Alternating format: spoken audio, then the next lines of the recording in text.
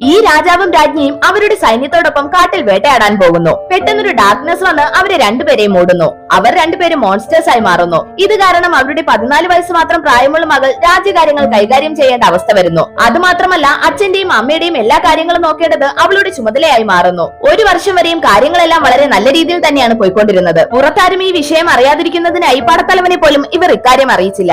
ഇനിയും ഇക്കാര്യം ആരിൽ നിന്നും മറയ്ക്കാനാവില്ലെന്ന് മനസ്സിലാക്കിയവർ രാജകുമാരിക്ക് 15 വയസ്സാകുമ്പോൾ അവൾ രാജ്ഞിയായി പ്രഖ്യാപിക്കാമെന്ന് തീരുമാനിക്കുന്നു. അന്നേ ദിവസം ബർത്ത്ഡേ പാർട്ടി നടക്കുന്ന സമയം അവിടേക്ക് വലിയൊരു തവള വരുന്നു. അതിന്റെ വായിൽ നിന്ന് 2 ഒറാക്കിൾസ് വരുന്നു. രാജാവിനെയും രാജ്ഞിയെയും പഴയ രൂപത്തിലാക്കാനുള്ള വഴി പറഞ്ഞു കൊടുക്കാനാണ് അവർ വന്നത്. പക്ഷെ അവർ രണ്ടുപേരും ഒറാക്കിൾസിനെ പേടിപ്പിച്ചോടിക്കുന്നു. അത് കണ്ട് രാജകുമാരി സങ്കടത്തിലാവുന്നു. രാത്രി അവൾ തന്റെ അച്ഛനും അമ്മയ്ക്കും ബർത്ത്ഡേ കേക്കുമായി വരുന്നു. അവൾ കൂട് തുറന്ന് അവർക്ക് കേക്ക് കൊടുക്കുന്നു. എന്നിട്ട് ഒരു സ്ഥലത്ത് വന്നിരുന്ന് അവൾ ഉറങ്ങിപ്പോകുന്നു. രാവിലെ എന്തോ ശബ്ദം കേട്ടാണ് അവൾ കണ്ണു തുറന്നത്. നോക്കുമ്പോൾ രാത്രി അവൾ അവരുടെ കൂടടയ്ക്കാൻ മറന്നതുകൊണ്ട് അവർ രണ്ടുപേരും കൊട്ടാരത്തിന് പുറത്തിറങ്ങി ആളുകളെല്ലാം പേടിപ്പിച്ചോടിക്കുകയാണ്. അവിടേക്ക് വന്ന പടത്തലവനും സൈനികരും അവരെ വളയുന്നു. രാജകുമാരി അവിടേക്ക് വന്ന് അവരാണ് രാജാവും രാജ്ഞിയും എന്ന സത്യം എല്ലാവരോടും പറയുന്നു.